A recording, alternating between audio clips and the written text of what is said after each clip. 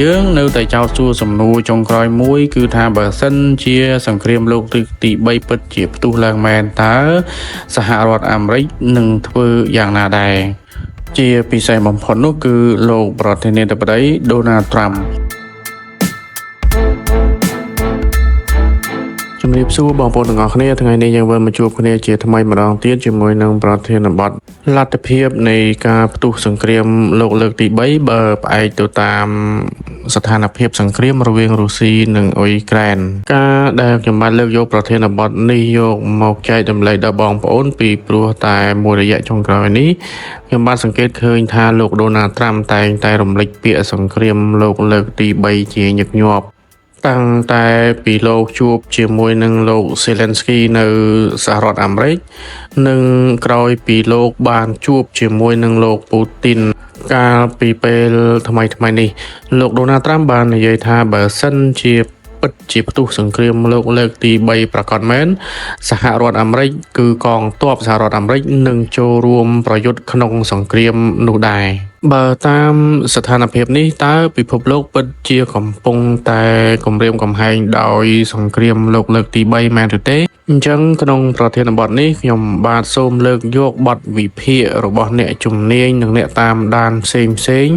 មកចែករំលែកដល់បងប្អូនទាំងអស់គ្នាដើម្បីបានជ្រាបក្នុងនោះរឿងសំខាន់ពីរដែលខ្ញុំបាទនឹងលើកយកមកចែករំលែកដល់បងប្អូននោះគឺទី1តើលទ្ធភាពសង្គ្រាមលោកលើកទី3ពិតជាអាចទៅរួចដែរឬទេបើផ្អែកតាមស្ថានភាពសង្គ្រាមរវាងរុស្ស៊ីនិងអ៊ុយក្រែនបច្ចុប្បន្ននេះនិងទី2ថាតើបើសិនជាវាផ្ទុះមែនសហរដ្ឋអាមេរិកនឹងចូលរួមក្នុងសង្គ្រាមនោះដោយអ្វីដែលលោក Donald Trump បានអះអាងមែនឬទេជាការពិតលទ្ធភាពនៃការផ្ទុះសង្គ្រាមលោកលើកទី3នោះបើផ្អែកតាមលទ្ធផលនៃការវិភាគរបស់អ្នកតាមដាននិងអ្នកជំនាញជាច្រើនបានផ្ដល់នៅសក្ខីកម្ម3ចំណុចសំខាន់ដូចតទៅទី1គឺការកើនឡើងនៅហានិភ័យនៃសង្គ្រាមបើសិនជា NATO ឬក៏សម្ព័ន្ធមិត្តរបស់ NATO ចូលរួមប្រយុទ្ធដោយផ្ទាល់ឧទាហរណ៍ដូចជាការវាយប្រហារតាមអាកាសឬក៏ការបញ្ជាកងទ័ពពីចម្ងាយដែលនេះអាចនឹងបណ្ដាលឲ្យរុស្ស៊ីសម្រេចចិត្តប្រើប្រាស់អាវុធទំនើបមួយចំនួនមានអាវុធនុយក្លេអ៊ែរជាដើមឬក៏អាចនឹងពង្រីកចំនួនទៅកាន់ប្រទេសជាសមាជិក NATO ផ្សេងទៀតដែលនេះនឹងបើកផ្លូវឲ្យមានសង្គ្រាមកាន់តែធំទូលាយនៅតំបន់អឺរ៉ុបការគំរាមកំហែងរបស់រុស្ស៊ីអំពីការប្រើប្រាស់អាវុធនុយក្លេអ៊ែរតាម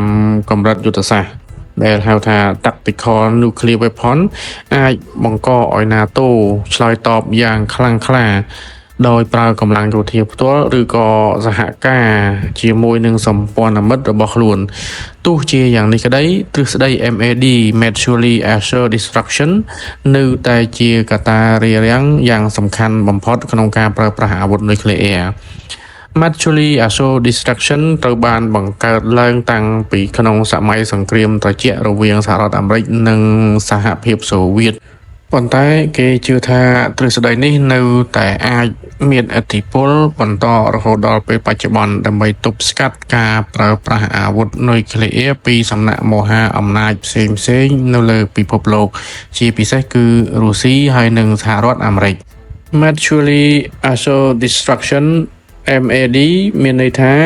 ការបំផ្លិចបំផ្លាញដោយមានការធានាគឺថាបើសិនជាប្រទេសណាមួយរងគ្រោះដោយអាវុធនុយក្លេអ៊ែរពីសំណាក់ប្រទេសមួយទៀតប្រទេសដែលមានអាវុធនុយក្លេអ៊ែរដូចគ្នាអាចនឹងបំផ្លិចបំផ្លាញប្រទេសនោះទៅវិញដោយពុំមានទោសកំហុសអ្វីទាំងអស់នេះបើតាមការយល់ឃើញរបស់ខ្ញុំបាទរឿងសំខាន់ផ្សេងមួយទៀតនោះគឺអាចនឹងកើតឡើងបើសិនជាករណីមានកំហុសក្នុងការគណនាអំពីការប្រើប្រាស់អាវុធ ឧទាហរណ៍ដូចជាការវាយប្រហារលើទឹកដីរបស់សមាជិក NATO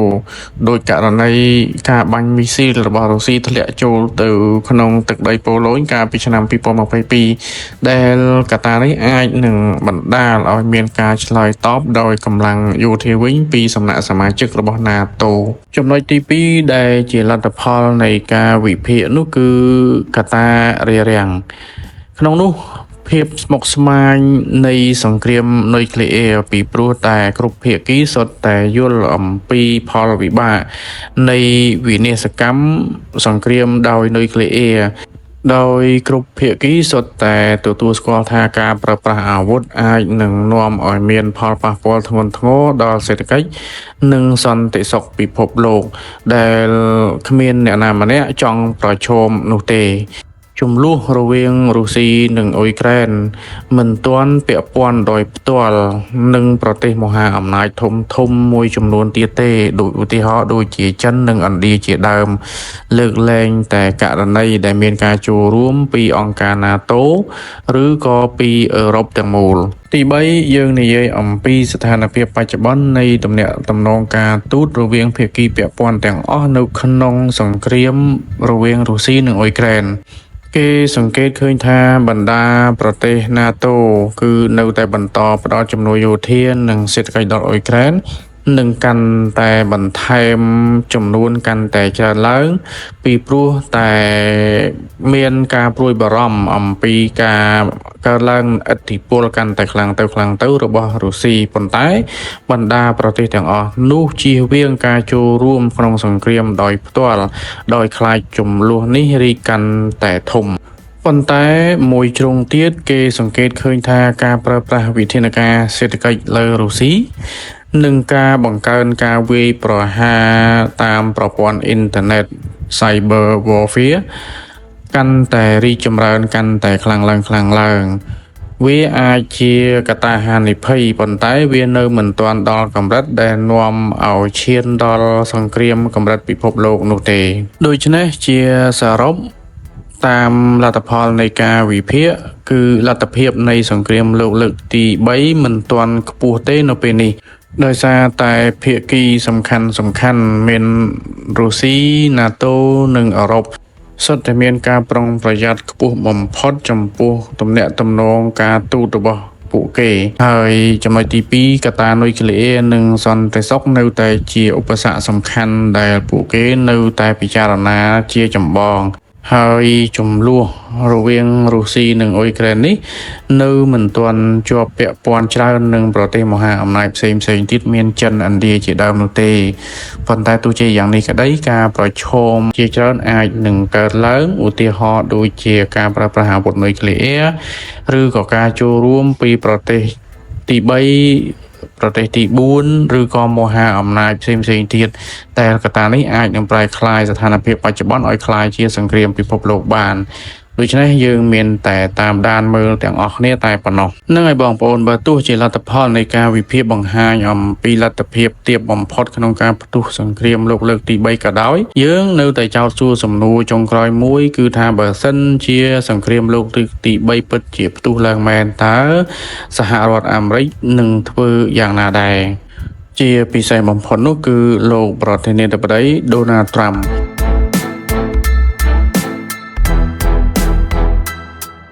ជាចម្លើយផ្អែកតាមលទ្ធផលនៃការវិភាគរបស់អ្នកតាមដានបានបង្ហាញថា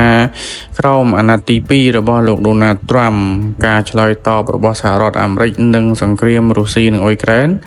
ដែលអាចរាលដាលដល់អឺរ៉ុបអាចមានលក្ខណៈខុសពីគោលនយោបាយបច្ចុប្បន្នដោយសារតែទស្សនៈអាមេរិកកាំងមុនគេរបស់លោក Donald Trump ខាងក្រោមនេះគឺជាលទ្ធផលនៃការវិភាគចំណុចសំខាន់មួយចំនួនដែលខ្ញុំបានចង់ចែករំលែកដល់បងប្អូនទាំងអស់គ្នាទី1គឺគោលនយោបាយយោធារបស់សហរដ្ឋអាមេរិកនិង NATO បងប្អូនទាំងអស់គ្នាធ្លាប់បានដឹងហើយថាលោក Donald Trump ធ្លាប់រិះគន់យ៉ាងខ្លាំងចំពោះសម្ព័ន្ធមិត្តរបស់លោកគឺ NATO ដែលមិនចង់បង់ថវិកាការពារឲ្យបាន 2% នៃ GDP របស់សមាជិកនីមួយៗប្រសិនបើសង្គ្រាមនេះរីកកាន់តែធំលោក Donald Trump អាចដាក់សម្ពាធឲ្យអឺរ៉ុបចូលរួម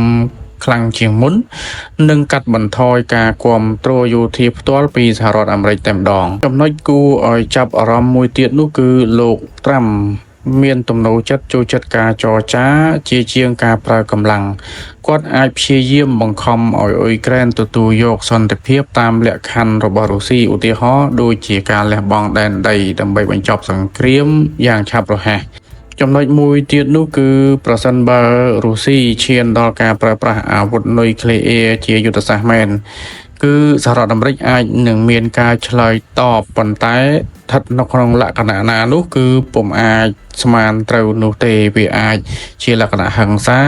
ឬក៏មិនអាចអាស្រ័យលើការវាយតម្លៃហានិភ័យរបស់លោកដូណាល់ត្រាំតែប៉ុណ្ណោះទី2គឺផ្អែកទៅលើកត្តាផលប្រយោជន៍សេដ្ឋកិច្ចក្នុងនោះលោកដូណាល់ត្រាំអាចនឹងបង្ខំឲ្យអឺរ៉ុបទិញសភាវុធពីសហរដ្ឋអាមេរិកឬក៏ពង្រឹងកិច្ចសហប្រតិបត្តិការថាមពលណាមួយដែលសហរដ្ឋអាមេរិកអាចទទួលបានផលប្រយោជន៍ច្រើនជាងនេះលើសពីនេះទៅទៀតលោកដូណាល់ត្រាំអាចនឹងប្រើប្រាស់យុទ្ធសាស្ត្រដាក់ទណ្ឌកម្មទាំងលើរុស្ស៊ីនិងលើអឺរ៉ុបទាំងមូលតែម្ដងនោះគឺការប្រកាសសង្គ្រាមពាណិជ្ជកម្មដូចដែលលោកបានធ្វើកាលពីឆ្នាំ2018-2020ជាមួយនឹងចិនទោះជាយ៉ាងណាក៏ដោយការដាក់ទណ្ឌកម្មពាណិជ្ជកម្មនេះវាអាចប៉ះពាល់ដល់សេដ្ឋកិច្ចជាសកលតែម្ដងទី3គឺការដកថយពី NATO និងសម្ព័ន្ធមិត្តទាំងអស់ដោយដែលបងប្អូនធ្លាប់បានដឹងមកហើយថាលោកត្រាំធ្លាប់ស្នើឲ្យប្រទេស NATO បង់ថ្លៃសម្រាប់ការការពារពីសហរដ្ឋអាមេរិកប្រសិនបើសង្គ្រាមកាន់តែរីកធំអញ្ចឹងគាត់អាចនឹងទាមទារឲ្យអឺរ៉ុបចំណាយលើការការពារខ្លួនដោយខ្លួនឯងដោយសហរដ្ឋអាមេរិកនឹងដកទ័ពចេញពីតំបន់នោះតែម្ដងគោលនយោបាយមានតែអាមេរិកដំបូងគេរបស់លោកដូណាល់ត្រាំអាចនឹងបំផ្លិចបំផ្លាញសម្ព័ន្ធភាព NATO នឹងធ្វើឲ្យអឺរ៉ុបមិនជឿជាក់លើការគាំទ្ររបស់ខ្លួនតទៅទៀតនោះទេចំណុចដែលជាលទ្ធផលនៃការវិភាគទី4គឺសង្គ្រាមនិងសន្តិភាពគឺជាជំនួយសម្រាប់លោកដូណាល់ត្រាំលោកដូណាល់ត្រាំអាចនឹងព្យាយាមសម្របសម្រួលជាមួយនឹងរុស្ស៊ីដោយមិន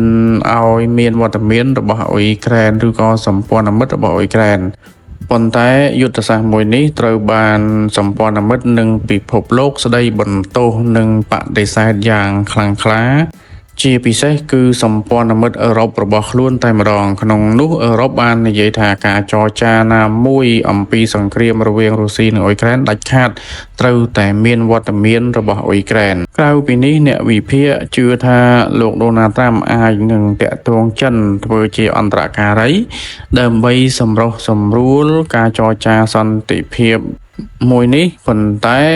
វាអាចនឹងប្រឈមនឹងបញ្ហាផ្សេងទៀតជាមួយចិនដូចជាបញ្ហាតៃវ៉ាន់ជាដើមជារួមយើងអាចសន្និដ្ឋានបានថាក្រោមអាណត្តិរបស់លោកដូណាល់ត្រាំសហរដ្ឋអាមេរិកនឹងផ្ដោតលើប្រយោជន៍ជាតិជាជាងសន្តិភាពជាសកលការគាំទ្រដល់អ៊ុយក្រែនគឺដាច់ខាតត្រូវតែថយចុះឬក៏ផ្លាស់ប្ដូរទៅតាមលក្ខខណ្ឌរបស់សហរដ្ឋអាមេរិកហានិភ័យនៃការបែកបាក់របស់ NATO អាចនឹងរីកកាន់តែធំដោយសារតែឥទ្ធិពលកាន់តែខ្លាំងទៅរបស់រុស្ស៊ីនៅតំបន់អឺរ៉ុបទោះជាយ៉ាងណាក៏ដោយលោកត្រាំតែងតែមានឥរិយាបថមិនអាចទាយបានដូច្នេះសកម្មភាពចុងក្រោយអាចខុសពីការរំពឹងទុកកត្តាសំខាន់មួយចំនួនដែលកំណត់គោលនយោបាយរបស់អាមេរិកគឺការគាំទ្រផ្ទៃក្នុងពីអ្នកគាំទ្ររបស់លោកត្រាំការសម្របសម្រួលជាមួយនឹងរុស្ស៊ីហើយនឹងចិនសមត្ថភាពរបស់អឺរ៉ុបក្នុងការទប់ទល់នឹងការគំរាមកំហែងពីរុស្ស៊ីដូច្នេះបើផ្អែកតាមលទ្ធផលនៃការវិភាគនេះបើសិនជាសង្គ្រាមលោកលើកទី3ពិតជាផ្ទុះឡើងមែន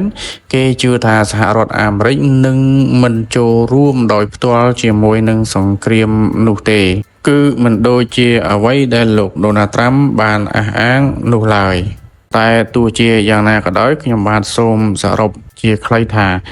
លទ្ធភាពនៃការផ្ទុះសង្គ្រាមលោកលើកទី3នោះគឺនៅមានកម្រិតទាបនៅឡើយប៉ុន្តែវាមិនមែនសូន្យនោះទេហើយសម្រាប់សហរដ្ឋអាមេរិកវិញបើសិនជាផ្ទុះសង្គ្រាមលោកលើកទី3ពិតមែនគេជឿថាសហរដ្ឋអាមេរិកគ្រាន់តែនៅពីក្រោយតែប៉ុណ្ណោះ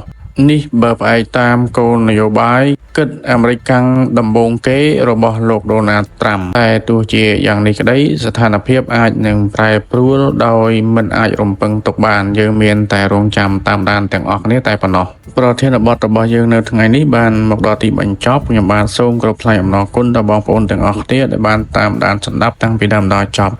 និងសូមខន្តីអភ័យទោសផងដែរបើសិនជាការបកស្រាយរបស់ខ្ញុំបាទមានកំហុសឆ្គងមិនសមទំនងមិនត្រូវការពិតត្រង់ចំណុចណាមួយចុងក្រោយសូមគោរពជូនពរបងប្អូនសូមជួបប្រទះតែសេចក្តីសុខចម្រើនរុងរឿងគ្រប់ក្រុមគ្រួសារកុំបីឃ្លាតឡើយសូមអរគុណសូមជម្រាបលា